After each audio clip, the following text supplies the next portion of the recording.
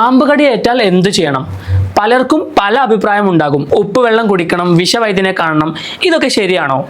പറഞ്ഞുതരാം. ലോകാരോഗ്യ സംഘടനയുടെ മാർഗനിർദ്ദേശങ്ങൾ പ്രകാരം പാമ്പ് കടിക്ക് പ്രത്യേകിച്ച് ഒരു ഫസ്റ്റ് എയ്ഡും ഇല്ല. പാമ്പ് കടിക്ക് ഒരേ ഒരു പ്രതിവിധി മാത്രമേ ഉള്ളൂ.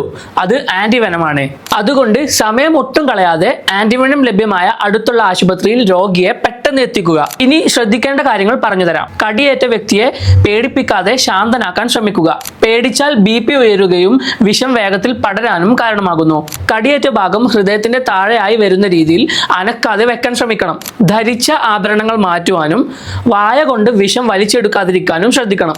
ആന്റിവെനം ലഭ്യമായ ആശുപത്രിയുടെ വിവരങ്ങൾ കേരള വനം വകുപ്പിന്റെ സർപ്പ ആപ്പിൽ ലഭ്യമാണ്. നിങ്ങളുടെ ഫോണിൽ ഇൻസ്റ്റാൾ ചെയ്യുന്നത് എപ്പോഴും നല്ലതാണ്. വീടിന്റെ പരിസരം എപ്പോഴും കാട് കയറാതെ വൃത്തിയായി സൂക്ഷിക്കണം. ഭക്ഷണാവശിഷ്ടങ്ങൾ വീടിന് ചുറ്റും വലിച്ചെറിയരുത്.